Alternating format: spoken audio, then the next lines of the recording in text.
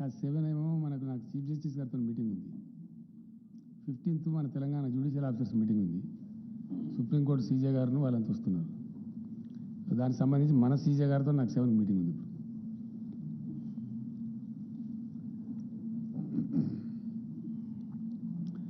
ఈరోజు జరిగినటువంటి క్యాబినెట్ సమావేశంలో గతంలో ఈ వికారాబాద్ జిల్లా ప్రాంతంలో, రంగారెడ్డి జిల్లా ప్రాంతంలో ఉన్న ప్రజలకు ప్రభుత్వ పరంగా మేము ఇచ్చినటువంటి హామీ మేరకు జియో 111 ఎత్తేస్తూ క్యాబినెట్ డిసైడ్ చేసింది. అయితే దాని మీద చీఫ్ సెక్రటరీ గారి ఆధ్వర్యంలో కమిటీ చేసినాము. పొల్యూషన్ బోర్డు,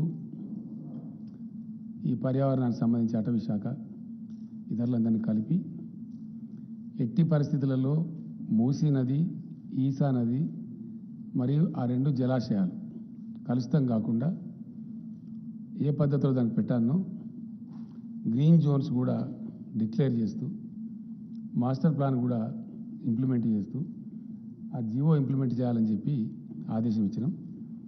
బహుశా కొద్ది రోజులలో చీఫ్ సెక్రటరీ గారు వాళ్ళందరూ సమావేశమై దానికి సంబంధించినటువంటి ఉత్తర్వులు జారీ అవుతాయి. ఇది అక్కడ ప్రాంత ప్రజలకు ఒక మంచి శుభవార్త. తర్వాత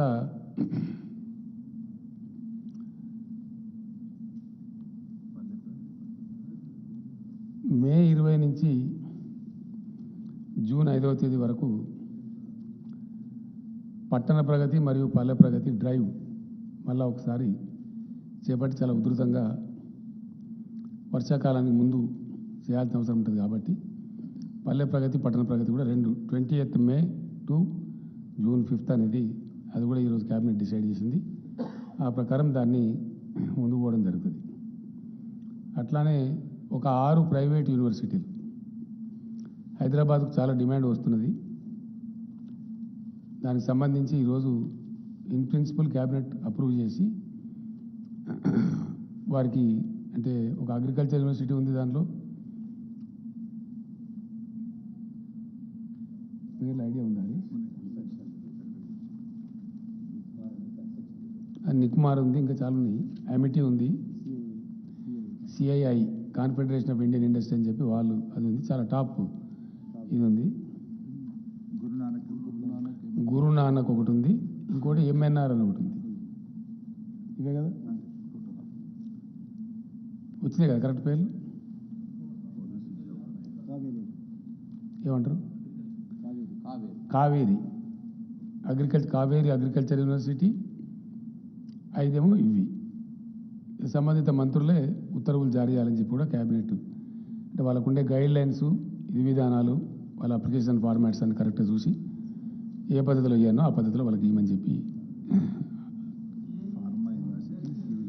కాన్ఫెడరేషన్ ఆఫ్ ఇండియన్ ఇండస్ట్రీ అట్లే పెడతారు వాళ్ళు. దాని అట్లాంటి కోర్సెస్, అంటే వాళ్ళు జిఎంఆర్తో ఏదో టైప్లో ఉన్నారు, అక్కడ ఏరో సిటీలో అక్కడనే పెడతారు అన్నట్టు. కావేరీ అంటే 2-3 సీట్ కంపెనీలు అంటున్నాయి. అవి గంగా కావేరీ అని ఒకటి ఉంది, కావేరీ అని ఒకటి ఉంది, వాళ్ళందరూ కలిసి అది పెట్టుకుంటారు. తర్వాత ఫార్మా యూనివర్సిటీ ఇమీడియట్గా ఫోర్స్లోకి తీసుకొని రావాలని, అది ప్రపంచంలోనే మొట్టమొదటిది కాబట్టి దానికి మొన్న ఇటీవల ఇండస్ట్రీస్ మినిస్టర్ తిరిగినప్పుడు కూడా అమెరికన్ కంపెనీస్ చాలా కూడా ముందుకు వచ్చినాయి దానిలో పార్ట్నర్షిప్ చేయడానికి, ఆ టెక్నికల్ నోహా అదంతా కూడా తీసుకోవడానికి చెప్పినాం. దేశంలోనే మొదటిసారిగా సివిల్ అవియేషన్ ప్రపంచవ్యాప్తంగా బాగా పెరుగుతూ ఉంది. ఇప్పుడు మన దగ్గర కూడా చాలా పెద్ద ఎత్తున పెరుగుతూ ఉంది. Now Hyderabad airport is the 4th largest airport in India. కోల్కతాను, మద్రాసును రెండింటిని, చెన్నైని రెండింటిని పక్కకు జరిపేసి number 1 is Delhi, number 2 is Mumbai, number 3 Bengaluru, number 4 Hyderabad. We are 4th largest. భూభాగం దృష్ట్యా చూస్తే మనకు largest airport in India, larger than Delhi airport. ఢిల్లీది 5,000 ఎకరాలు ఉంది, మనదేమో 5,200 ఎకరాలు ఉంది శంషాబాద్ ఎయిర్పోర్ట్. సో వాళ్ళకి చెప్పిన ప్రకారంగా 2nd రన్వే గురించి కూడా ఇమీడియట్ స్టెప్స్ తీసుకోమని చెప్పి జిఎంఆర్కి చెప్పినాం. మనకి ఇప్పుడు ఎగ్జాక్ట్లీ టెర్మినల్ ఏదైతే ఉందో టెర్మినల్కి సదరన్ సైడ్లో ఒక రన్వే ఉంది, ఎగ్జాక్ట్లీ టెర్మినల్ మధ్యలోకి వచ్చి నార్త్ సైడ్ ఇంకో రన్వే వస్తుంది అనమాట. సో అది కూడా హైదరాబాద్ ఎయిర్పోర్ట్లో సెకండ్ రన్వే పనులు స్టార్ట్ అవుతాయి.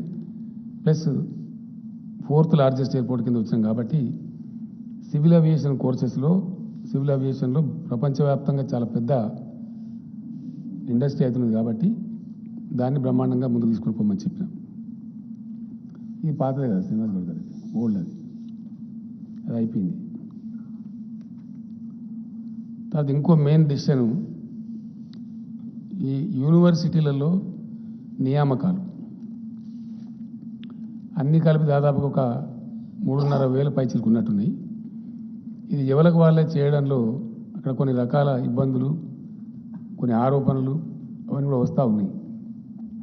వేరే రాష్ట్రాలు పరిశీలించినప్పుడు ఒక కామన్ బోర్డు విద్యాశాఖ ఆధ్వర్యంలో పెట్టి రిక్రూట్మెంట్ చేసి ఏ యూనివర్సిటీలో టీచింగ్ నాన్ టీచింగ్ సిబ్బంది ఎంత అవసరమో తెప్పించుకొని ఆ ప్రకారం ఫుల్ఫిల్ చేస్తారు. పబ్లిక్ సర్వీస్ కమిషన్ ద్వారా కానీ ఇతర మెకానిజం కానీ ట్రాన్స్పరెంట్గా పారదర్శకంగా చేసి ఆ రిక్రూటెడ్ స్టాఫ్ను వాళ్ళకు అలాట్ చేసేస్తారు. ఆ రకంగా అది కూడా ఇబ్బంది లేకుండా జరిగిపోతుంది. దాని తదనంతరం సమైక్య రాష్ట్రంలో అత్యంత బాధాకరంగా నలిగిపోయి చితికిపోయినటువంటి రంగం మన వ్యవసాయ రంగం. పూర్తి స్థాయిలో మైనర్ ఇరిగేషన్ వ్యవస్థ అంతా ధ్వంసం చేయబడి ప్రాజెక్టులు దశాబ్దాల తరబడి పెండింగ్ పెట్టి తెలంగాణ కోసం చేపట్టబడిన అనేక ప్రాజెక్టులు అబాండన్ చేసి అనేక రకాలుగా విధ్వంసం చేయడం ద్వారా తెలంగాణ రైతాంగానికి అప్పుడు భూగర్భ జలాలు దిక్కైంది. కరువులు, కాటకాలు, అనేక ఇతరత్ర దీనివల్ల తెలంగాణ గ్రామీణ ముఖ చిత్రం మొత్తం చెల్లాచెదురైపోయి రైతుల ఆత్మహత్యలు కూడా చాలా భయంకరంగా జరిగింది. ఆకలి చావులు కూడా చాలా జరిగినాయి. సరే, అనేక దశాబ్దాల పోరాటం తర్వాత సాధించుకోబడ్డ తెలంగాణ రాష్ట్రంలో తెలంగాణ గ్రామీణ ఆర్థిక పరిపుష్టి కోసం చాలా పకడ్బందీ ప్రణాళికతోని టీఆర్ఎస్ ప్రభుత్వం అనేక కార్యక్రమాలు తీసుకున్నది. అందులో భాగంగా వ్యవసాయంలో అద్భుతమైన ఫలితాలు సాధించే దిశగా అనేక ఉద్దీపనలు ఆ రంగానికి ప్రభుత్వం సమకూర్చడం జరిగింది. ఆ ఉద్దీపనలలో భాగంగా గతంలో ఏంటంటే 2 సమస్యలు బాగా పట్టి పీడించేటి రైతాంగాన్ని. ఒకటి నీళ్ల సమస్య, ప్రాజెక్టులు కాకపోవడం, కాలువల ద్వారా నీళ్లు రాకపోవడం, కరువు కాటకాలు సంభవించడం ఒక భాగం. రెండవ భాగం ఆ ఉన్న కొద్దిపాటి 600 నుంచి 900 ఫీట్ల లోతులోకి వెళ్ళి తీసుకునే భూగర్భ జలాలు కూడా కొద్దిపాటి అందుబాటులో ఉన్నా అవి తీసుకోవడానికి అవసరమైన కరెంటు చాలా అస్తవ్యస్తంగా ఉండి వందలు వేల సంఖ్యలో ప్రతిరోజు మోటార్లు కాలిపోవడం, తద్వారా రైతులు నష్టపోవడం, ఆ కరెంటు కోతల వల్ల వరి పంటలు ఎండిపోవడం, ఇట్లాంటి అనేక చాలా బాధాకరమైన దృశ్యాలు మనం కళ్ళారా చూసినాం. చాలా పెద్ద, అసలు సమ్మర్ వచ్చిందంటేనే ఒక భయోత్పాతమైన పరిస్థితి. రైతాంగం ఇప్పుడు కూడా అరిచేతిలో ప్రాణం పెట్టుకొని బతికే పరిస్థితులలో చాలా దీనావస్థలో ఉంది. అందువలన వ్యవసాయం చాలా ఘోరాతి ఘోరమైన పరిస్థితికి లోనైంది. దాన్ని తిరిగి పునరుజ్జీవింపజేయడానికి first step was taken by the government was mission Kakatiya. చాలా అద్భుతమైన ఫలితాన్ని ఇచ్చింది అది, చాలా చాలా అద్భుతమైన ఫలితాన్ని. అది సాంకేతికంగా భూగర్భ జలశాఖ, కేంద్ర జలవనరుల శాఖ వాళ్ళ నివేదికల్లో వెల్లడించారు. ఇండియాలో అత్యధికంగా భూగర్భ జలాలు పెంచిన రాష్ట్రం ఏది అంటే తెలంగాణ అని చెప్పడం జరిగింది. దానికి తోడుగా ఎలక్ట్రిసిటీని అద్భుతంగా తయారు చేసి, చాలా చాలా అద్భుతంగా తయారు చేసి క్లీన్ ఎనర్జీ సప్లై చేయడంలో, నాణ్యమైన విద్యుత్తును 24 hours అన్ని రంగాలకు అందించడంలో తెలంగాణ గొప్ప విజయం సాధించింది. ఇంకా ఇప్పుడు మనకు రాబోయే రోజులలో యాదాద్రి 4000 మెగావాట్స్, ఎన్టీపీసీ కన్స్ట్రక్ట్ చేసినటువంటి 1600 మెగావాట్లు ఇయర్ 23లో మనకు అందుబాటులో రాబోతూ ఉంది. అండ్ ఇంకొక 5600 మెగావాట్స్ ఆఫ్ థర్మల్ పవర్ మనకు నెక్స్ట్ ఇయర్లో ఇయర్ 23లో 23 ఎండింగ్ అంటున్నారు వాళ్ళు, కొద్దిగా స్పీడ్ చేయమన్నాం. కాబట్టి ఇంకో 5600 మెగావాట్లు కూడా మనకు యాడ్ కాబోతుంది. ఆ రకంగా విద్యుత్ పంపిణీ విధానంలో ఉండేటువంటి ఆ యొక్క అసమతుల విధానాన్ని సమతులం చేసి, అంటే డిస్ప్రపోర్షనేట్ సిస్టమ్ అంతా కూడా ప్రపోర్షనేట్ చేసి చాలా చక్కగా నాణ్యమైన విద్యుత్తు కోతలు లేకుండా, లో వోల్టేజ్ లేకుండా అందించడం వల్ల కూడా గణనీయంగా వ్యవసాయ ఉత్పత్తులు పెరిగిపోయినాయి. చాలా పెద్ద ఎత్తున రైతు ఆ షీట్ ఏది అది విలేకరులకు ఏంటి కదా,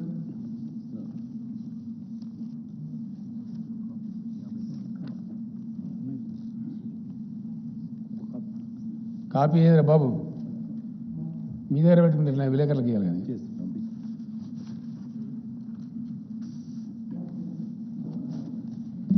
మన కోసం కాదు కదా, వాళ్ళ కన్సంప్షన్ కోసం పెట్టేసి మీరు.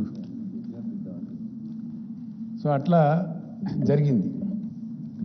జరగడం ద్వారా ఏమైంది, చాలా అద్భుతమైనటువంటి వ్యవసాయ విస్తరణ జరిగింది. అద్భుతంగా రైతులు పంటలు పండిస్తున్నారు. గొప్ప పంటలకు ఆలవాలంగా తెలంగాణ తయారైంది. దానిలో ఉన్న పథకాలు నేను చరిత్ర చేయను, కానీ పాసింగ్ రిమార్క్ చెప్పాలా. ఒకటి, ఆన్ గోయింగ్ పెండింగ్ ప్రాజెక్టులను సత్వరం పూర్తి చేయటం. 2, మిషన్ కాకతీయ వార్పుడ్ బేసిస్లో ప్రపంచమే అబ్బురపడే విధంగా ఈవెన్ యుఎన్ఓ కూడా ప్రశంసలు వచ్చినాయి. ఆ రకంగా మిషన్ కాకతీయ కంప్లీట్ కావటం.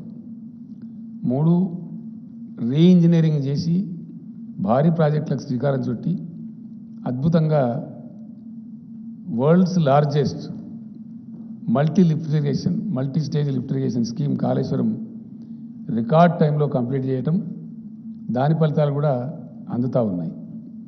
వీటికి తోడుగా గత 3-4 సంవత్సరాలుగా భగవంతుని దయ వల్ల ప్రకృతి కరుణించి అద్భుతమైన వర్షపాతం కూడా దీనికి జోడైంది.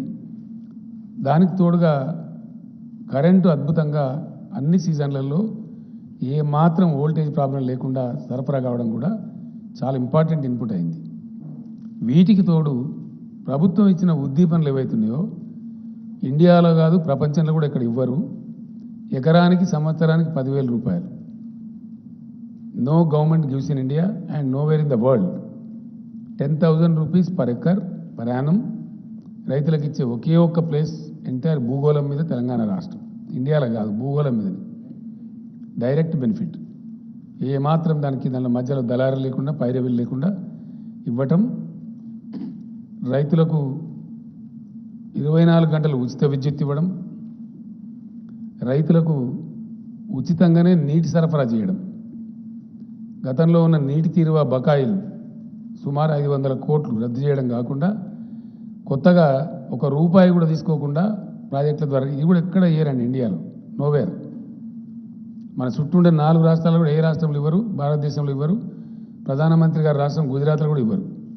Nowhere in India. Only Telangana which supplies water, surface water కూడా వితౌట్ వాటర్ సెస్ ఇవ్వటం. తర్వాత రైతులు చనిపోతే వయసుతో నిమిత్తం లేకుండా, చనిపోయిన కారణంతో నిమిత్తం లేకుండా వాళ్ళకు అద్భుతంగా ప్రభుత్వమే మొత్తం ప్రీమియంస్ చెల్లించి 8 రోజులు దాటకుండా వాళ్ళకు రైతు బీమా సౌకర్యం కల్పించడం. ఇట్లాంటి వాటి వల్ల చాలా అద్భుతంగా రైతులు పంటలు పండించారు.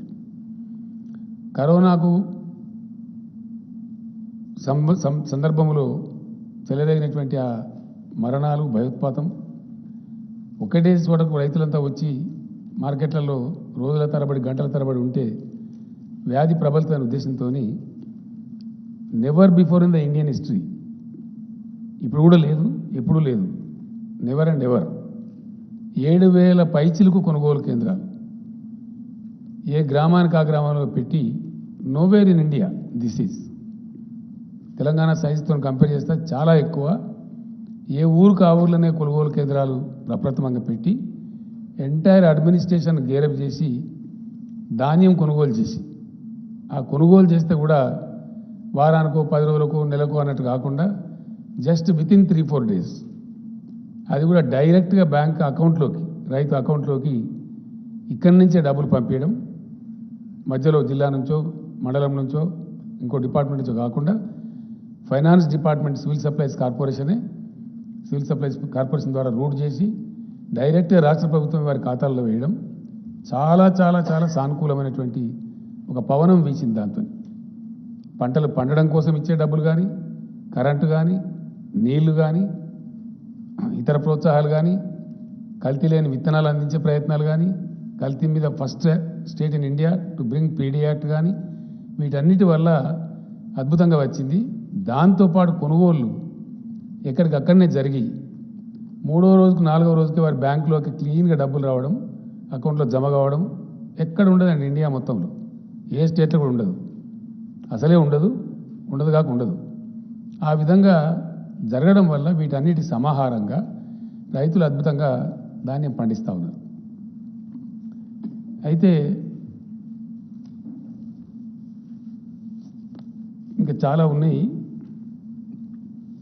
వెరసి జరిగింది ఏంది? నెట్ రిజల్టు అంటే 1 కోటి ఎకరాల విస్తీర్ణం పెరిగింది, 2 పంటలు కలిపి 1 కోటి పైచిలుకు. 2014-15 to 2022 more than 1 crore acres. ఈ మల్టిపుల్ యాంగిల్స్లో ఈ పనులన్నీ జరిగేటప్పటికీ ఆలోచించిన పద్ధతిలో, ఆశించిన పద్ధతిలో అవన్నీ కరెక్ట్గా సింక్రనైజ్ కావటం మూలాన 1 కోటి ఎకరాలలో విస్తీర్ణం పెరిగి పంటలు చాలా బ్రహ్మాండంగా పండుతున్నాయి. అయితే పూర్తి స్థాయిలో రైతు వ్యతిరేకంగా పనిచేస్తున్నటువంటి ప్రభుత్వం కేంద్రంలో ఉండటం భారత రైతాంగం యొక్క దురదృష్టం పూర్తి స్థాయిలో. ఎందుకంటే 13 నెలల పాటు లక్షలాది మంది రైతులు దేశ రాజధానిలో ధర్నా కూర్చున్న పరిస్థితి మనం చూసినాం. చివరికి ఆ చట్టాలు రద్దు చేసుకొని భారత ప్రధానమంత్రి క్షమాపణ వేడుకున్నటువంటి పరిస్థితి కూడా మనం చూసినాం. అంటే ఎంత దిక్కుమాలిన, ఎంత దరిద్రం కొట్టు ప్రభుత్వం కేంద్రంలో ఉన్నదనే దానికి ఇది ఒక సంకేతం. అది యథాతథంగా మీ అందరూ ప్రత్యక్ష సాక్షులు. దానిలో ఏం డంబాచారం కానీ, మిర్చి మసాలా వేసి నూరిన మాట కానీ ఏం లేదు. అది ఫ్యాక్ట్, హిస్టరీ. ఏది 13 నెలల పాటు నిరంతరంగా రైతులు ఉద్యమించటం దేశ రాజధానిలో, వాళ్ళని అనేక రకాలుగా తూలనాడి, వాళ్ళని ఖాళిస్తాన్ ఉగ్రవాదులని, ఇంకోటని ఆందోళన జీవులని అవమానపరిచి, ఇన్సల్ట్ చేసి ఫైనల్గా ప్రధానమంత్రి క్షమాపణ చెప్పి ఆ చట్టాలు వాపసు తీసుకున్న పరిస్థితులు మనం చూసినాం. అట్లానే ఈరోజు వ్యవసాయ రంగాన్ని మొత్తం కార్పొరేట్లకు అప్పగించాలని ఒక బలమైన కుట్ర కేంద్రం చేస్తూ ఉంది. అంటే రైతులు వాళ్ళ భూములన్నీ కార్పొరేట్ కంపెనీలకు అప్పగించాలి, దానిలోనే జీతకాలుగా పనిచేయాలి. ఇది అల్టిమేట్ కుట్ర. దాన్ని దృష్టిలో పెట్టుకొని వ్యవసాయ రంగాన్ని కుదేలు చేయాలని చెప్పి అనేక దుర్మార్గాలు చేస్తూ ఉన్నారు. మేము డిమాండ్ చేసినాం, గ్రామీణ ఉపాధి హామీ పథకాన్ని వ్యవసాయానికి అనుసంధానం చేయండి అంటే చెయ్యరు. ఆ కూలీలంతా వస్తారు, చౌకగా వస్తారు, రైతులకు లాభసాటిగా ఉంటుంది, ఏ ఊరికి ఆ ఊరిలో పని దొరుకుతుంది, ప్రతి ఊళ్ళో వ్యవసాయం ఉంటుంది కాబట్టి అంటే అది చెయ్యరు. 2 మేనిఫెస్టోలో పెడతారు కానీ అమలు చేయరు. వాళ్ళ ఎన్నికల హామీలో పెట్టినరు కానీ అమలు చేయరు. 2 ఎరువుల మీద ధరలు పెంచిండ్రు. అలొకేషన్ మొన్న జరిగిన బడ్జెట్లో, లాస్ట్ టైం కూడా బడ్జెట్ సందర్భంగా నేను చెప్పిన, ఎరువుల మీద విపరీతంగా ధరలు పెంచిండ్రు. 2 భూగర్భ జలాల మీద ఆధారపడి వ్యవసాయం చేసే రైతులకు వాళ్ళ బావుల కాడ మీటర్లు పెట్టాలి అనే దిక్కుమాలిన పనికిమాలిన విద్యుత్ సంస్కరణలు తెచ్చిండ్రు. దానికి ఇన్సెంటివ్స్ పెట్టి 0.5% FRBM లోన్ కూడా దానికి అనుసంధానం చేసి రాష్ట్రాలను నష్టానికి గురి చేస్తూ ఉన్నారు. అంటే వ్యవసాయ రంగాన్ని బలహీనపరచాలి, కుదేలు చేయాలి, డిస్కరేజ్ చేయాలి అనేటువంటి అంతర్గత కుట్రలో ఇవన్నీ బాగా. అట్లానే మార్కెట్లన్నీ లేకుండా చేస్తాం అని చట్టాలు తెచ్చారు. సరే, ఇప్పుడు తూక ముడిచిండ్రు. ఆ తర్వాత ఆ రోజు రైతులకు హామీ ఇచ్చిండ్రు, మేము MSP కోసం అది చేస్తాం, మరొకటి చేస్తాం, ఇంకొకటి చేస్తాం అని చెప్పి ఈ రోజు వరకు అతి గతి లేదు. నిన్న మొన్న పార్లమెంట్ సెషన్ జరిగితే వాళ్ళకి అవసరమైన చట్టాలు పాస్ చేసుకున్నారు తప్ప ఆ రోజు రైతులకు ఇచ్చిన హామీ నిలబెట్టుకోలేదు. ఇలా దేశ రైతాంగం అంతా కూడా గమనిస్తూ ఉన్నారు. నిన్న నాతో పాటు ఢిల్లీలో ధర్నాలో పాల్గొన్న ఆ రాకేష్ టికాయత్ కూడా ఒక మహాసంగ్రామాన్ని మొదలుపెట్టబోతున్నాం మళ్ళీ భారతదేశంలో అని చెప్పి కూడా చెప్పడం జరిగింది. అది డెఫినెట్గా జరుగుతుంది కూడా. అదే ద్వారా అదే పద్ధతిలో తెలంగాణ పండించినటువంటి ధాన్యం వరి ధాన్యం విషయంలో చాలా చిక్కిరి బిక్కిరిగా వితండవాదం చేస్తూ పిచ్చి పిచ్చిగా తలా తోకలేని విధంగా కేంద్ర ప్రభుత్వం వ్యవహారం చేసింది. నేను స్వయంగా వెళ్ళినాను, మాట్లాడినాం. రాష్ట్ర మంత్రివర్గం యొక్క 5-6 సభ్యులు వెళ్ళినారు, వాళ్ళు మాట్లాడినారు, లెటర్స్ ఇచ్చినాం, అవన్నీ కూడా చేసినాం. ధాన్యం కొనమంటే దాన్ని కాలుకు పెడితే మెడకు పెట్టి కాలుకు పెట్టడమే కాకుండా అతను చాలా అవమానపరిచి రైతులను మాట్లాడినాడు, రాష్ట్రాన్ని మాట్లాడినాడు. 2 విషయాలు ఏంటంటే ఎంత చీప్గా ఎంత తెలివి తక్కువగా ఆ మంత్రికి అసలు మెదడు జ్ఞానం బుద్ధి ఏమైనా ఉందా లేదా కూడా అర్థం కాదు. అతను నూకలు తినడం అలవాటు చేయండి మీ రాష్ట్రానికి. మంచి ఫైన్ రైస్ పండించి అద్భుతమైన పంటను దేశానికి అన్నం పెట్టే రైతాంగానికి వాళ్ళు వడ్లు పండించి మంచి బియ్యం దేశానికి అనంటే వాళ్ళు నూకలు తినన్నట్టు. ఎంత గర్వం అండి, ఎంత అహంకారం. దేశానికి అద్భుతమైన పంట పండించి అన్నం అందించేటువంటి తెలంగాణ ప్రజలను మీరు నూకలు తినడం అలవాటు చేయండి అని చెప్పడం. ఇంకోటి నేను పోయినప్పుడు ఆయన అన్నాడు, క్యా చమత్కార్ కర్ దియా భాయ్ తెలంగాణ, క్యా చమత్కార్ హో గయా అని ఒకటి. రెండవది ఇంకోటి అతి తెలివి తక్కువగా, అంటే వాళ్ళకి తెలివి తక్కువ ఉండి ఇతరులకు కూడా తెలివి తక్కువ ఉన్నది అనుకుంటారు అన్నట్టు. అది చరిత్ర ఇక్కడ. ఎస్ డెఫినెట్లీ ప్రాబ్లమ్ ఈజ్ వాళ్ళకున్న వీక్నెస్, వాళ్ళకున్న తెలివి తక్కువతనం, వాళ్ళ సోమరిపోతనము, వాళ్ళ పరిపాలన సామర్థ్యం లేని అవివేకము అందరికి కూడా ఉన్నాయని అనుకుంటారు అన్నట్టు. వాళ్ళకి ఆ స్థాయి లేదు. ఇప్పుడు తెలంగాణకు ఉన్న స్థాయి కేంద్రానికి లేదు. లేక పర్ఫార్మ్ చేయలేక చేతగాక పరిపాలన చేతగాక వాళ్ళు సాధించలేని గమ్యాలు లక్ష్యాలు తెలంగాణ సాధిస్తే దాన్ని జీర్ణించుకోలేక క్యా చమత్కారోగా. ఇప్పుడు మీకు ఇచ్చిన షీట్లో ఉన్నది చమత్కారం ఏందో, మీకు ఇచ్చిన షీట్లో క్లియర్గా ఉంది. వీళ్ళు ఎంత అండి 36 లక్షలు తెలంగాణలో వరి సాగు అయితే యాసంగిలో ఒక్క పంటలో మొత్తం దేశంలో సాగైంది ఎంత? ఏ రాష్ట్రంలో సాగైంది ఎంత? మన దానిలో సగం కూడా ఏ రాష్ట్రంలో సాగాలి. అట్లీస్ట్ మన దానిలో 50% కూడా ఏ రాష్ట్రంలో సాధ్యం కాలే. That is what is the Chamatkar of Telangana. ఇది అర్థం కాక తెలివి లేక చెప్పచ్చు కదా, మాకు శాత కాదు, మేము దద్దమ్మలము, ఏదో గెలిచిన మతం పేరు మీద మన పేరు మీద గెలిచే అధికారం చేస్తున్నాం కానీ మాకు శాత కాదని చెప్పచ్చు కదా. అది చెప్పకుండా వాళ్ళ యొక్క అసమర్థతను ఇతరుల మీద నెట్టివేసే విధంగా క్యా చమత్కార్ హోగయా అని ఒకటి మాట్లాడతారు. ఏ రాష్ట్రానికి లేని ప్రశ్న తెలంగాణకు ఎందుకు వస్తున్న సమస్య? ఎందుకు రాదు? ఎందుకే వస్తుంది. ఏ రాష్ట్రం అయినంత పంట మేము వేసినాం, తీసుకోమంటే నీకు శాతగాక ప్రతిసారి మెలిక పెట్టి తెలివి తక్కువ మెలికలు పెట్టి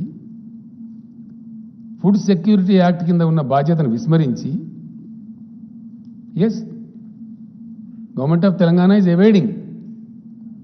మేము ఎగుమతి చేయలేమని గత 3-4 సంవత్సరాలు అనేక వేల టన్నుల బాయిల్ రైస్ ఎగుమతి చేసి ఎగుమతి చేయలేని అబద్ధాలు చెప్పి అనేక రకాలుగా చేసిండ్రు. ఇలా ఏంది తేడా? దాని ఉన్నది ఏంది? బ్రహ్మ పదార్థం. దాని పేద బ్రహ్మ పదార్థం ఏమనుందా? ఏమున్నది అందులో? నూకల శాతం ఎక్కువ అవుతుంది. యాసంగి వడ్లల్లో నూకల శాతం ఎక్కువ అవుతుంది.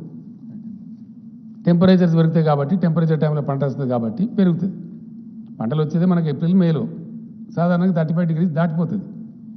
35 టచ్ అయినప్పుడు ఏంటంటే బ్రోకెన్ రైస్ ఎక్కువ వస్తుంది. ఆ పర్సెంటేజ్ తేడా ఇప్పుడు అంత కథ. ఏమైనా బ్రహ్మ పదార్థం ఏమి లేదు. ఏది అదేందో కథ అని అనుకొని తెలివి తక్కువతనంతో ఏందది కథ అంటే ఏంటంటే 67 కిలోల బియ్యం వస్తుందండి మామూలు టైంలో పడితే. దానిలో సగం ఇప్పుడు వస్తుంది. 100 కిలోల వడ్లు పట్టినట్టయితే అదే వర్షాకాలంలో వడ్లకేమో 67 కిలోల బియ్యం వస్తుంది. యాసంగి ధాన్యానికి ఏమొస్తుంది? 34-35 కిలోలు వస్తుంది. ఆ రాణి శాతం ఏదైతే ఉందో అది తేడా వస్తుంది. ఆ డబ్బు కేంద్రం భరించాలా? వాస్తవానికి ఎందుకు భరించాలా? దేనికోసం భరించాలా? అంటే భారతదేశం యొక్క ఆహార భద్రత రాజ్యాంగవిహితంగా రాజ్యాంగబద్ధంగా కేంద్ర ప్రభుత్వానికి అప్పచెప్పబడ్డది. కాబట్టి ఆ ఆహార భద్రత కాపాడేటప్పుడు ఆహార నిల్వలు పెట్టాలి దేశంలో. చాలా సింపుల్ విషయం ఇది, దీనిలో ఏదో పెద్ద బ్రహ్మపదార్థం లేదు. ఆ బాధ్యత ఉంది కాబట్టే దానిలో నుంచి ఉద్భవించిందే ఫుడ్ కార్పొరేషన్ ఆఫ్ ఇండియా. ఆ ఫుడ్ కార్పొరేషన్ ఆఫ్ ఇండియా దగ్గర లక్షల కోట్ల టన్నులు స్టోర్ చేసి ఉంచేటువంటి సామర్థ్యం ఉంటుంది, శక్తి ఉంటుంది. ఇతర ఏ రాష్ట్రానికి కూడా ఆ స్టోర్ చేసే శక్తి సామర్థ్యాలు ఉండవు. టెంపరీ ట్రాన్సిట్ స్టోరేజ్ సామర్థ్యం ఉంటుంది తప్ప శాశ్వతంగా ఉండదు.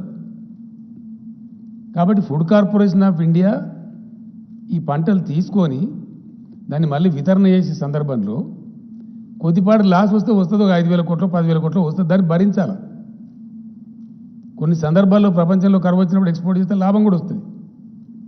కొన్నిసార్లు లాభం వస్తుంది, కొన్నిసార్లు నష్టం వస్తుంది.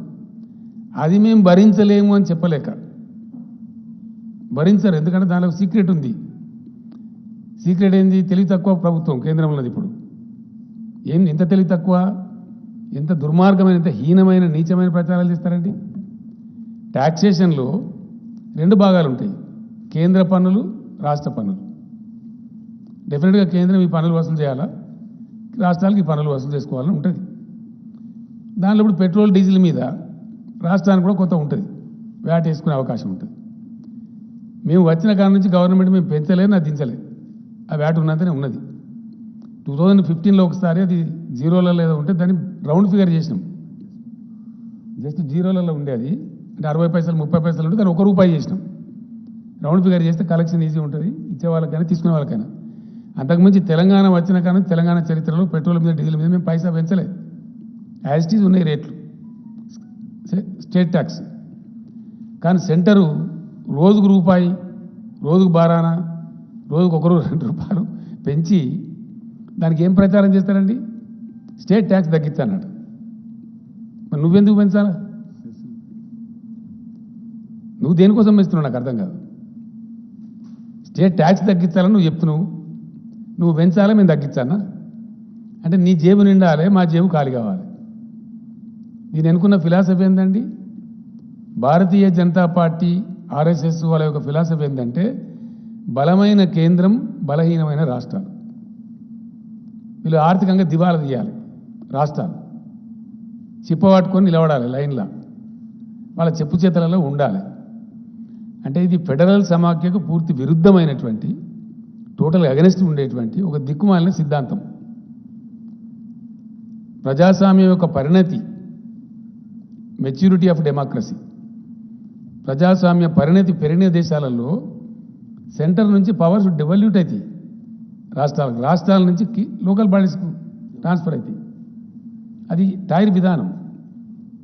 అధికారాలను రాష్ట్రాలకు ఇవ్వాల్సింది పోయి కాంకరెంట్ లిస్టు పేరు మీద మొత్తం రాష్ట్రాల అధికారాలు కబలిస్తూ బలమైన కేంద్రం, బలహీనమైన రాష్ట్రాలు అనే ఒక సిగ్గుమాలిన సిద్ధాంతం పట్టుకొని పనికిమాలిన యాంటీ ఫెడరల్ సిద్ధాంతం చుట్టూ వేలాడుతూ కొనసాగించే దుష్ప్రచారం ఏంది? స్టేట్ ట్యాక్స్ తగ్గించమనండి, పెట్రోల్ రేట్లు తగ్గుతాయి. మరి నువ్వెందుకు వేస్తున్నావు? ఒకవేళ భారత ప్రభుత్వం యొక్క నీతి సామాన్య ప్రజలకు తక్కువ ధరలకే పెట్రోల్ డీజిల్ అందించాలని అయితే పెంచద్దు కదా. నువ్వు పెంచి రాష్ట్రాన్ని తగ్గించమని ఎట్లా అంటావు? నీకు ఏ నోరుతానంటావు? నీ నోరా మోరా? What it is. నువ్వు పెంచకుండా ఉండి నువ్వు తగ్గించమంటే నువ్వు గొప్పను అవుతావు. నేను పెంచుతా, నువ్వు తగ్గియాల. ఇది నీతా? ఇటువంటి సిద్ధాంతంతో ఫుడ్ సెక్యూరిటీ బాధ్యత మీ మీద ఉండంగా కూడా దాని నుంచి తప్పించుకుంటూ, దాని నుంచి పారిపోతూ, వెన్ను చూపుతూ చేసే అరాకిరి ఏందండి, కిరికిరేంది? ఏమవుతుంది ఇప్పుడు? ఏదైతే 30% నూకలు వస్తాయో, 32%, 67 అయితే సగం వస్తాయి కదా, దాని మీద వచ్చే నష్టం భరించాలి. ఆ గ్యాప్,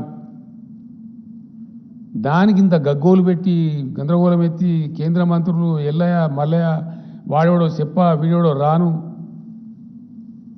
ఇదా? ఇది ఒక ఇంత పెద్ద దేశాన్ని పరిపాలించే ప్రభుత్వం యొక్క నీతి? భారత రైతుల ఏడలు అవలంబించాల్సిన పద్ధతి ఇది. దీనికోసం మోరిల్లాగా నోర్లు పెట్టుకొని పచ్చి అబద్ధాలు మాట్లాడుతున్న మనకి తెలిసి ఆత్మవంచన చేసుకొని ఇన్ని అరుపులు పెడబొబ్బలు ఇన్ని కథల? ఎస్, యాజ్ ఎ స్టేట్ నీ బాధ్యత అని గుర్తు చేయడం మా కర్తవ్యం. It is the duty of the government of India to maintain the buffer stocks in the interest of the food security of the country, which you are forgetting, which you are escaping, which you are running away. అది గుర్తు చేయడానికి as a స్టేట్గా మేము గడబడి చేస్తాం కదా, demand చేస్తాం కదా, అడిగినాం. Final నిన్న ఢిల్లీలో పోయి కూడా ఎక్స్పోజ్ చేసినాం. భారత ప్రజల ముందు ఈ ప్రస్తుత భారత ప్రభుత్వాన్ని దోషిగా నిలబెట్టాలి.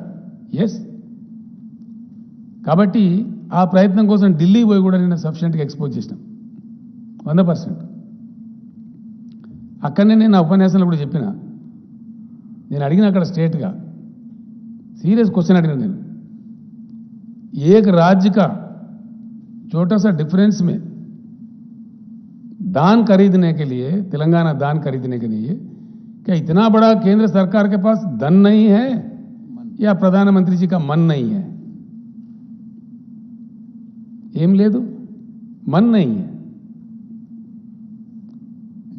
పెద్ద పెద్ద బడా బడా ఘరానా డకెయిట్ గాళ్ళు వేల కోట్లు ముంచుతారు ఒక్కొక్క బ్యాంకును. వాళ్ళని కాపాడుతుంది ప్రభుత్వం. నరేంద్ర మోడీ గారి ఘనత వహించిన ప్రభుత్వంలో అత్యధికంగా సాధించిన ప్రగతి ఏంటంటే బ్యాంకు దివాలాలు తీయించడం, వాళ్ళు సేఫ్గా పోయి లండన్లో ఉండడం. వాళ్ళని అరెస్ట్ చేయడానికి పోతే ఇదే కేంద్ర ప్రభుత్వం పెద్దలు ఫోన్లు చేసి వాళ్ళని వాపసు పిలిపియడం. అవన్నీ ఉన్నాయి, డాక్యుమెంట్స్ వచ్చినాయి, ప్రూఫ్స్ ఉన్నాయి. త్వరలోనే వీళ్ళ మొత్తం పాపాల పుట్ట బయట పెట్టబోతాం. ఎస్, ఏవైతే లండన్లో మంచిగా పిక్నిక్లు ఉన్నారో వీళ్ళ మిత్రులు, ఈ కార్పొరేట్ గద్దలు, వాళ్ళని అరెస్ట్ చేయడానికి సిబిఐ అధికారులు పోతే వాళ్ళని వాపసు పిలిపించారు. పిలిపించిన పేర్లు అవన్నీ ఉన్నాయి, త్వరలోనే బయట పెడతాం డాక్యుమెంట్స్, ఢిల్లీ రాజధానిలో పెడతాం. ఇవన్నీ చేసుకుంటూ వేల లక్షల కోట్ల రూపాయలు, ఎంతనండి ఇప్పటి వరకు 10.5 లక్షల కోట్ల రూపాయలు మాఫీలు చేసిండ్రు సావుకారులకు, సేట్లకు, బడా కంపెనీలకు, ఈ బ్యాంకుల మోసాలు చేసేటోళ్లకు. ఇప్పుడు తెలంగాణలో వచ్చే డిఫరెన్స్ ఏంది? ఒక 3,000-3,500 కోట్లు వస్తుంది యాసంగి ధాన్యం మొత్తం కొంటే, అంతేనా కమలాకర్? 3 నుంచి 3,500 కోట్లు వస్తుంది. ఒక 3,500 కోట్లు 60 లక్షల మంది రైతులకు సంబంధించి, ఒక రాష్ట్రానికి సంబంధించి భరించలేని కేంద్రం ఒకడే దొంగ 21,000 కోట్లు మోసం చేస్తాడు, ఒకడు 18,000 కోట్లు చేస్తాడు. వాళ్ళని మాత్రం ఏమన్నది నిక్షేపంగా ఉంటుంది. ఒక అదానీ గ్రూప్కి ఈ మధ్య 12,000 కోట్లు మాఫీ చేశారు. ఈ మధ్యన పేపర్లోనే వచ్చింది, మీరే రాసిన వార్తలు. అది శాతనవుతుంది కానీ ఈ రైతుల కోసం ఒక 1,500, 2,000 కోట్లు, 3,000 కోట్లు పెట్టుమంటే అది శాత కాదు. దానికి వీరంగాలెత్తుడు, అరుపులు, పెడబొబ్బలు,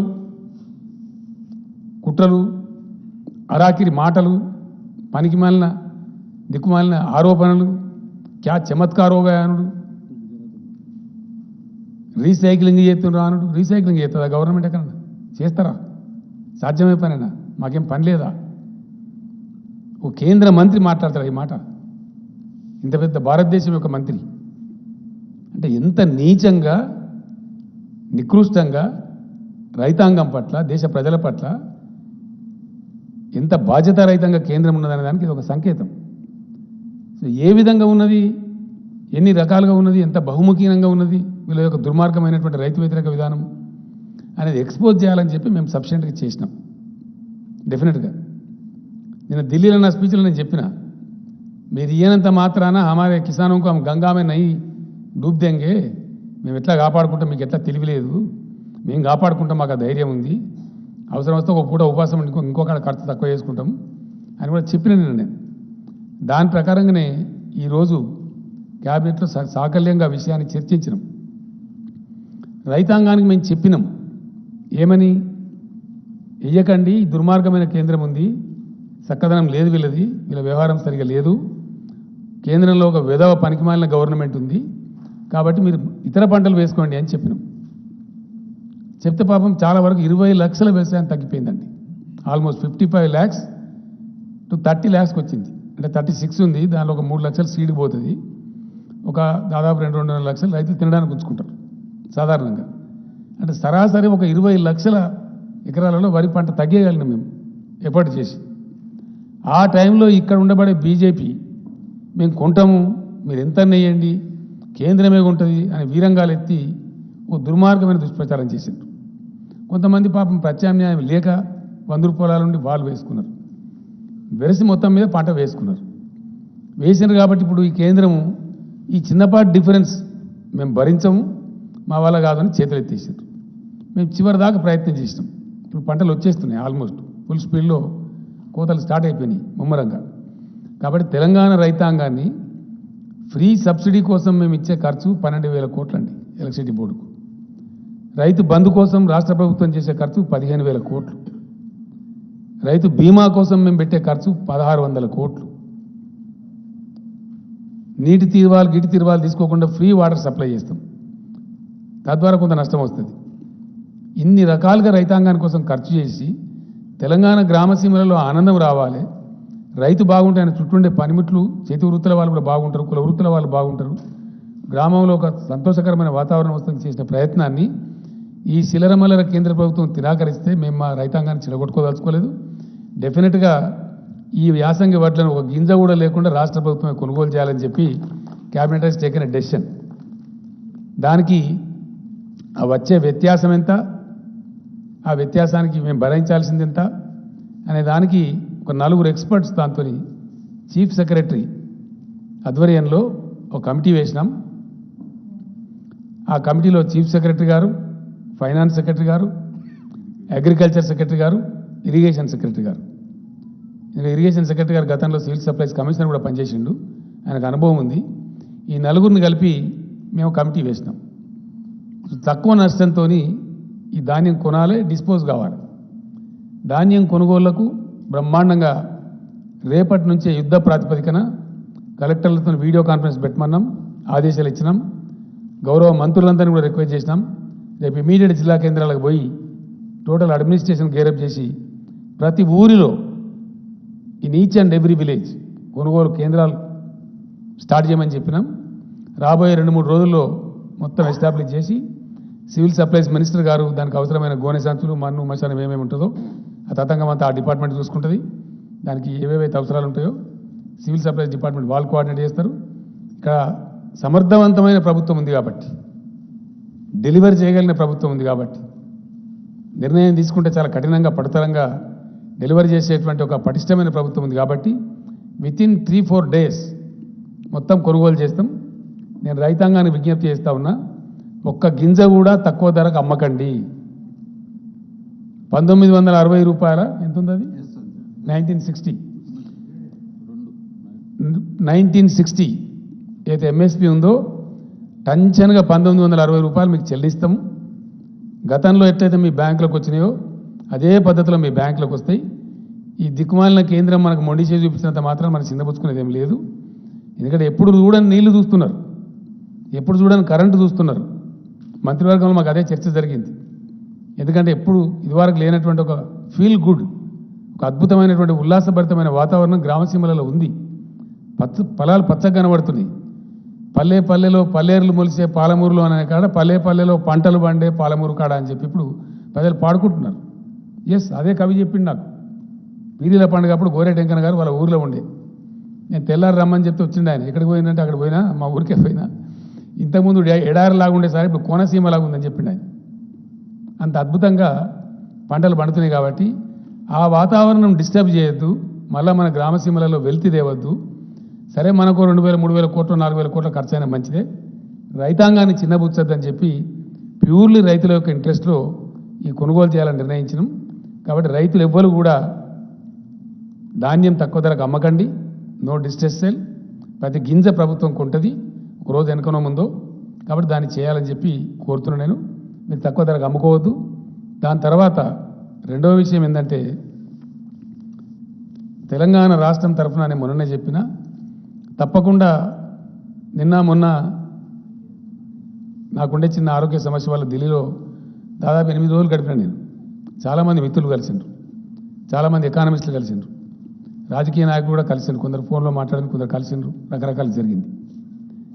భారత మేధోవర్గం మొత్తం ఆలోచిస్తూ ఉంది. అలా భారతదేశాన్ని ఇప్పుడున్న ప్రభుత్వం, అధికార పార్టీ బీజేపీ ఒక దుర్మార్గమైనటువంటి అనారోగ్యకరమైనటువంటి అనాలోచితమైన విధానంలో వాళ్ళ సంకుచిత రాజకీయాల కోసం మతోన్మాదాన్ని పెట్టిరేగేటువంటి ప్రయత్నం చేస్తూ ఉన్నారు.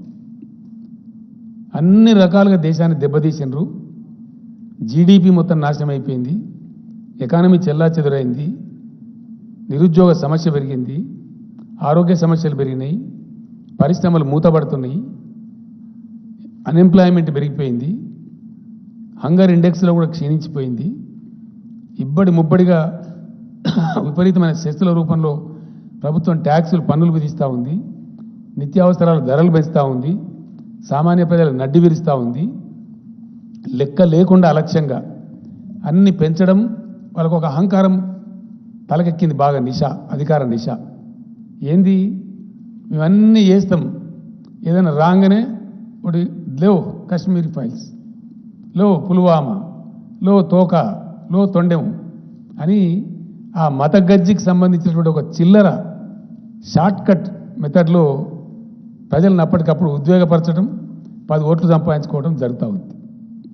నిన్నకు నిన్న శ్రీరామనవమి పండుగ జరిగింది. శ్రీరామనవమి పండుగ భారతదేశం అంతా జరుపుతారు, ప్రతి గ్రామంలో జరుపుతారు, ప్రతి ఇంట్లో జరుపుతారు, అందరు పూజ చేసుకుంటారు. శ్రీరామనవమి నాడు ఇప్పుడు ఎన్నికలు రాబోయే రాష్ట్రాలలో ఏం జరుగుతూ ఉంది, ఎన్నికలు లేని రాష్ట్రాలలో ఏం జరుగుతూ ఉంది. గుజరాత్లో రాళ్ళెత్తారు, కర్ణాటకలో రాళ్ళెత్తారు, వేరే కాడ ఎందుకు వేయరు. ఎక్కడ ఎన్నికలుంటే అక్కడ డ్రామా స్టార్ట్, రాళ్ళేసుడు, ఉద్రిక్తతలు సృష్టించుడు, ఆ ఉద్వేగంలో నుంచి వచ్చేదాన్ని పొలిటికల్ క్యాపిటలైజ్ చేసుడు అనేటువంటి ఒక చిన్న ట్రిక్ పెట్టుకొని దీని ముందర ఏదున్నా సరే సమయానికి అన్ని చెల్లాచెదురైతే అనేటువంటి ఒక దిక్కుమాలిన ఆలోచనతో మొత్తం దేశాన్ని సర్వభ్రష్టం చేసే పరిస్థితి పోతూ ఉన్నారు. చాలా బాధాకరమండి, చాలా అంటే చాలా. అద్భుతమైనటువంటి నగరం మన బెంగళూరు నగరం. అనేక ప్రభుత్వాల యొక్క కృషి ఫలితంగా అది సిలికాన్ వ్యాలీ ఆఫ్ ఇండియా అయింది. 30 లక్షల మందికి డైరెక్ట్గా ప్రత్యక్షంగా ఐటీ ఉద్యోగాలు దొరుకుతాయి. మరో 30 లక్షల మందికి ఆల్మోస్ట్ ఇండైరెక్ట్ ఉద్యోగాలు దొరుకుతాయి. అంత అద్భుతమైనటువంటి రాష్ట్రంలో చాలా అయిందా time, just 2 minutes, 5 to 7, yeah. ఆ రకంగా ఉన్నటువంటి రాష్ట్రంలో 6 రకాల నిషేధాలు ప్రభుత్వం ఉత్తర్వులు ఇస్తాయండి. హిజాబు నిషేధము, హలాల్ మాంసం నిషేధము, ముస్లింలు నడిపే వాహనాలు ఎక్కద్దు, ముస్లింల షాపులలో ఖరీదు చేయొద్దు, ఇంకేదో దిక్కుమాలండి అన్ని పనికిమాలి. దీని బ్యాక్లాష్ ఏముంటుందండి? మొన్న కువైట్ దేశంలో 11 మంది పార్లమెంట్ సభ్యులు ఆ ప్రభుత్వానికి రాసిండ్రు, కిక్అవుట్, అక్కడ ఆ దేశంలో వ్యవహారం బాగాలేదు, వాళ్ళు మన దగ్గర ఉంటే కూడా దుర్మార్గంగా ఉంటుంది, వీళ్ళని ఎలగొట్టండి అని చెప్పి మాట్లాడుతున్నారు. అట్లా దాదాపు దేశం నుంచి 13 కోట్ల మంది ప్రజలు వివిధ దేశాల్లో బ్రతుకుతున్నారు. అనేక ఉద్యోగాలు, చిన్న చిన్న వ్యాపారాలు ఏదో చేసుకొని బ్రతుకుతున్నారు. ఒకవేళ ప్రపంచం వాళ్ళందరినీ తరిమేస్తే ఈ భారతీయ జనతా పార్టీ వాళ్ళని పోషిస్తుందా? వాళ్ళకి ఇండియాలో ఉద్యోగాలు ఇస్తారా? ఏం జరగబోతుంది? ఉన్న పరిశ్రమలు మూతపడితే ఇలా పరిశ్రమలో పనిచేసే కార్మికుల గత్యం కావాలా? ఉన్న ఐటీ పరిశ్రమ బిస్తర్ కడితే ఐటీ ఉద్యోగుల గత్యం కావాలా? పెట్టుబడిదారులు విముఖత చూపితే, పెట్టుబడుల వెలువ రాకపోతే, కొత్త ఉద్యోగాల కల్పన జరగకపోతే ఈ నిరుద్యోగ యువత యొక్క ఆశలను ఎట్టుకోవాలా? దేశం చిన్నాభిన్నమైతే మళ్ళీ సంభాళించుకోవడానికి కనీసం 100 సంవత్సరాలు పడుతుందండి. ఈ చిన్న మతపిచ్చితోని, చిన్న ఉద్వేగాలతోని, అప్పటికప్పుడు కలిగే తాత్కాలిక రాక్షస ఆనందంతో దేశం కోల్పోయేది చాలా ఎక్కువ. దేశం అతి భారీ మూల్యం చెల్లించక తప్పదు. ఎస్, ఇది చరిత్ర చెప్పిన సాక్ష్యం. ఎన్నో ఘటనలు ఉన్నాయి. కాబట్టి ఈ ఉన్మాదుల చేతిలో పడి దేశ యువత, దేశ మేధావులు కొట్టుకొని పోతే 100 సంవత్సరాలు భారతదేశం వెనకపోతుంది. 100 సంవత్సరాలు, ఒక century. Country is going to lose a century which is disastrous, which is unwanted, undesirable. కాబట్టి దేశ ప్రజలు ఈ ఉన్మాదులు, ఈ దుర్మార్గులు చేసేటువంటి ఈ కుటిలమైనటువంటి కుచితమైనటువంటి విషయాలు వాళ్ళు గ్రహించి తప్పకుండా తమను తాము రక్షించుకునే దిశగా భారతదేశం కదలాలి. ఇది బుద్ధిజీవుల దేశం. డెఫినెట్లీ నేను బలంగా నమ్ముతాను, ఇండియా రియాక్ట్స్. ఇండియా బుద్ధు దేశం కాదు, బుద్ధిజీవుల దేశం. యాజ్ అండ్ వెన్ గివెన్ తప్పకుండా భారత ప్రజ తిప్పి కొడుతుంది, గిల్లి పడేస్తుంది. మేమేదో ఇవాళ ఉన్నామని అహంకారపూరిత మాటలు మాట్లాడి రాష్ట్రాల నుంచి వచ్చే మంత్రులను, రాష్ట్ర ప్రభుత్వాలను అరాకిరిగా మాట్లాడి, ఇష్టం వచ్చిన కథలు మాట్లాడి మేము నడిపించగలుగుతాం అనుకుంటే హిట్లర్లు, ముస్సోలినీలు, నెపోలియన్లే పోయిన చరిత్రలో, అంతకన్నా గొప్పలు కాదు వీళ్ళు. అందుకు సంబంధించి తప్పకుండా తెలంగాణ రాష్ట్రం నుంచి భారతదేశాన్ని చైతన్యపరచడంలో, దక్షిణ భారతదేశాన్ని చైతన్యపరచడంలో ఏదైతే నేను ప్రముఖ పాత్ర వహిస్తాను చెప్పినో తప్పకుండా ఆ పోరాటాన్ని బాగా ఇంటెన్సిఫై చేస్తాం. ఎస్, నేను నాకు రైతు నాయకులు కూడా ఇక్కడ కలిసినరు, మాట్లాడినరు. భారతదేశానికి ఇవాళ భారతదేశ రైతులు ఇప్పటికే సతమతమవుతా ఉన్నారు ఒక పర్ఫెక్ట్ పాలసీ లేక. ఆ రైతాంగానికి దిక్కు దివాణం లేకుండా అయిపోయింది. వాళ్ళని బికారులుగా చూస్తూ ఉన్నది ఈ ప్రభుత్వం, గతి లేని వాళ్ళుగా చూస్తూ ఉంది. ఏం చేస్తారు మమ్మల్ని అని అనుకుంటా ఉంది. ఏం చేసినారు? మీ మెడలే వంచి ప్రధానమంత్రితోనే క్షమాపణ చెప్పించారు. అది మర్చిపోవద్దు, జాగ్రత్త. ఇండియా రాజ్యాంగపరమైన రక్షణలు ఇస్తూ, మినిమం సపోర్ట్ ప్రైజ్కు రాజ్యాంగ రక్షణ ఇస్తూ, రైతుకు ఇంటిగ్రేటెడ్ న్యూ అగ్రికల్చర్ పాలసీ రావాలి ఈ భారతదేశంలో. ఒక integrated new agriculture policy of India రావాల్సిన అవసరం ఉంది. డెఫినెట్గా దాన్ని నేను పిలుస్తున్న ఎకానమిస్టులను కూడా చాలామందిని, అశోక్ గులాటి గారు కూడా వస్తామన్నారు, దాన్ని మొత్తం ఆ రైతు నాయకులు కూడా వస్తామన్నారు. త్వరలోనే హైదరాబాద్లో మొత్తం భారత రైతాంగానికి సంబంధించినటువంటి అన్ని రాష్ట్రాల రైతు ప్రతినిధులను, ఢిల్లీలో ఉద్యమం నిర్వహించిన రైతు సంఘాలను హైదరాబాద్కే పిలిపించి ఇక్కడ వర్క్షాప్ పెట్టి ఆ పాలసీ ఇక్కడ డిక్లేర్ చేస్తాం. గవర్నమెంట్ ఆఫ్ ఇండియా దానికి కర్మ బాగుంటే అడాప్ట్ చేస్తారు, అడాప్ట్ చేయకపోతే వీళ్ళని పక్కకు జరిపి భారత రైతాంగమే గిల్లి పారేసి ప్రత్యామ్నాయ ప్రభుత్వం తెచ్చుకుంటారు. మంచి ఆనందపూర్వకమైనటువంటి న్యూ అగ్రికల్చర్ పాలసీ ఆఫ్ ఇండియాను ఇంప్లిమెంట్ చేసుకుంటారు. అప్పుడు కలకల్లాడే భారతదేశం ఉంటుంది, ఇక వెలవెలవే భారతదేశం ఉండదు. రైతులు బికారులు ఉండే భారతదేశం ఉండదు, రైతులు ఇంత హీనంగా చూడబడే భారతదేశం ఉండదు. దానికోసం కూడా భగవంతుడు నాకు ఇచ్చిన సర్వశక్తులు ధారబోసి ప్రయత్నం చేస్తాం, ఆ విధంగా ముందుకు పోతాం. Thank you. No more questions today because నాకు సీజే గారితో అపాయింట్మెంట్ ఉంది. Will meet tomorrow or day after. Thank you.